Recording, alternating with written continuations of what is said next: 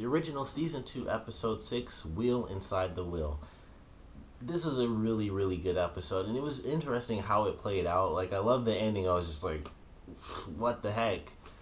But the episode was like, there was one really big action scene. Other than that, everything was just like, just good dialogue. It was like, here's a reveal here.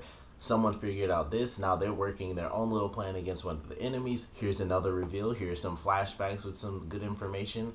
Here's a whole new enemy, apparently, by the end of the episode. And it was just a really good episode for just information and characters kind of getting back into certain roles. And some characters, sadly, Ollie getting killed off. I actually, it kind of sucked that he died to me because it was like they were giving him those moments where it's like he really screwed up and he turned against his clan, but he was making up for that in these past couple episodes. He helped the kids get away, and when he died in this one, it was like it really sucks because I wanted to see him have like pretty much like a full return to form almost, where it's like he's kind of won me over, and I was hoping to get more of that because I mentioned in my review 2 weeks ago when he helped the kids out, it was like, all right, he did one thing, but he still kind of destroyed his clan. He still did a lot of crappy stuff.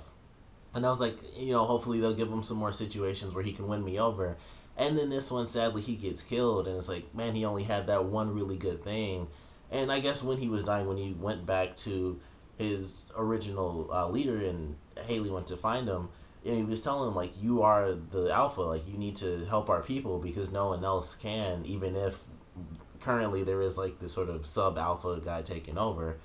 And it was really good, and it was cool that we got to see him. So hopefully he'll be coming back into the city at some point with Haley. He for now is just kind of like, it's almost like he got screwed over and the people were like, hey, we get the rings, and he was just like, screw that then, like, you guys do whatever you want, I'm gonna do what I want. So we'll have to see if he actually does come into play sooner or later, but he'll come back at some point and he'll be changing things up again.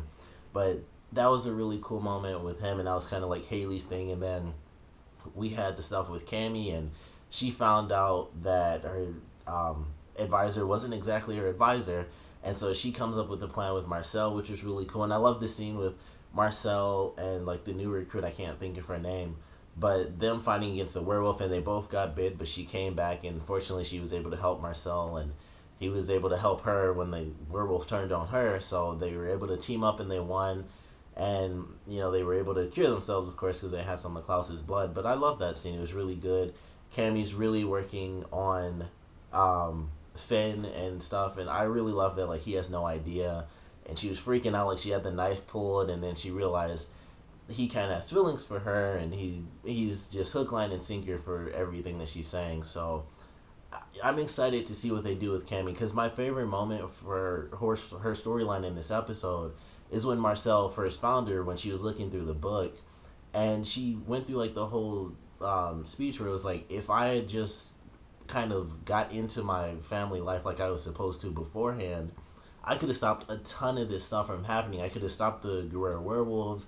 I could have kept Klaus's daughter alive. All of this crappy stuff probably would have been stopped because of me. And I love that scene because she just felt responsible, and she decided officially, and I think she decided a long time ago, but she decided, I'm going to get into this full force. I'm not going to just back off and stay safe, because even when she tries that, it doesn't exactly pan out. So I love that speech from her where she's like, I'm not just going to walk away and be safe, because a lot of people get hurt from me having kind of given up on the more magical side of my family, even if it's still just the human line, and she can learn a lot of stuff.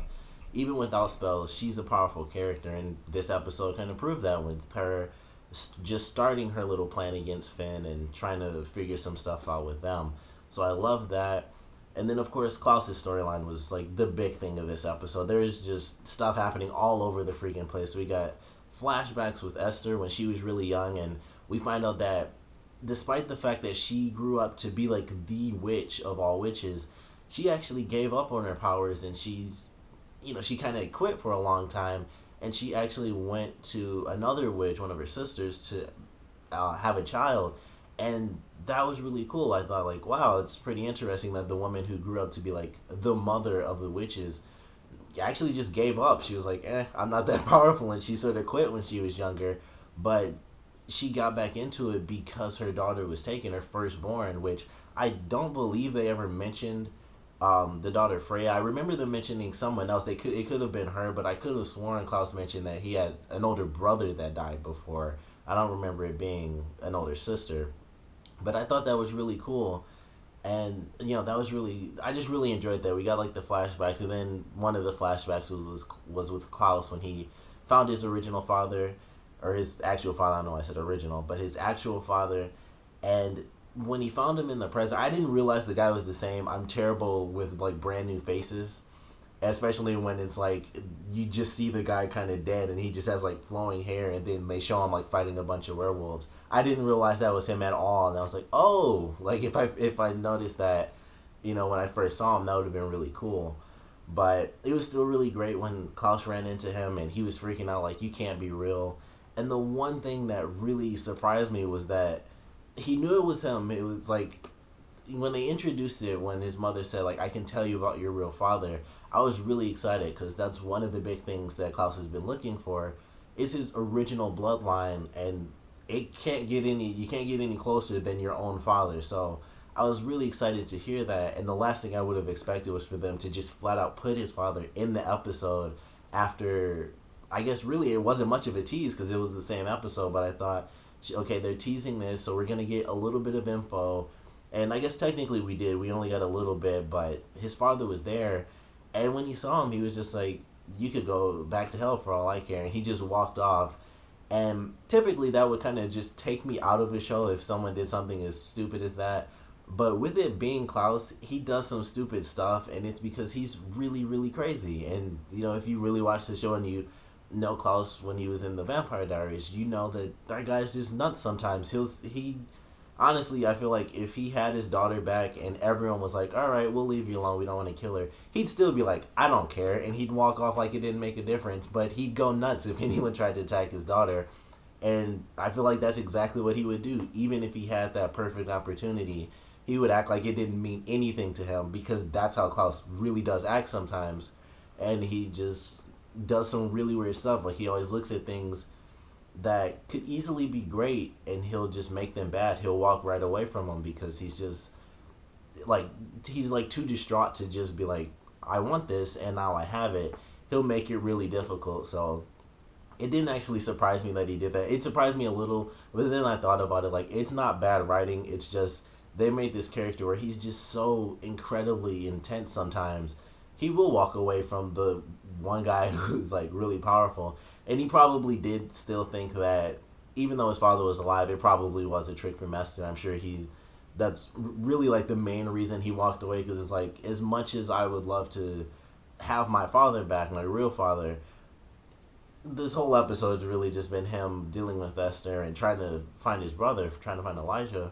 So I understand in multiple fashions why he walked away from him, but I think he'll come to realize that his dad has like zero to do with his mother. He probably didn't even know she was alive. Like, he may have, because he probably just assumed like it would have to be her, and why would anyone else bring me back? So it might have been that way, but I thought that was a great reveal. The ending, of course, being like a really, really great reveal. I thought they were just gonna flat out show Dahlia like get out of a grave or something like that, but they didn't do it that way. But she's gonna come back, and Esther's afraid of her. She's probably still more powerful.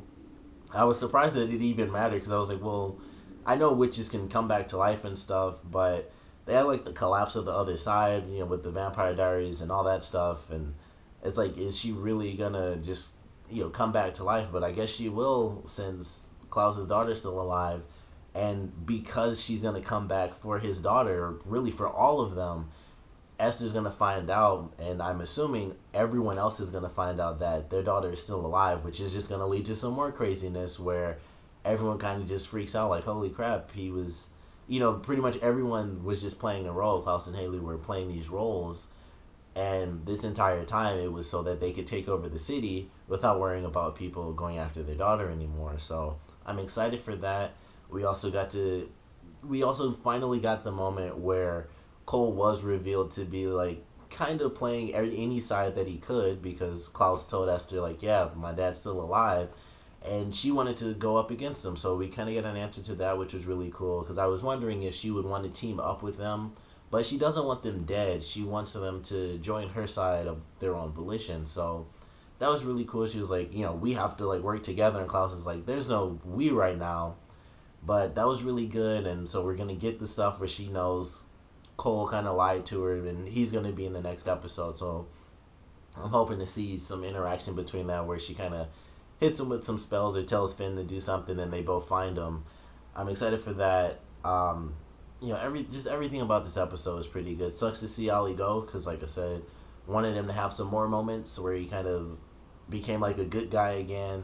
But in his dying moments, he probably, considering it was his dying moments, I think that's gonna count for something because he told, I can't remember the guy's name at all, but he told his alpha like, hey, you have to lead our people, and that was his dying moment. So I think it's gonna have an impact on him, and he'll lead back, go back into the town and lead his people again. We're gonna get to see exactly what Elijah has decided. I have to assume he's not just gonna decide with his mother because, why? Why would he?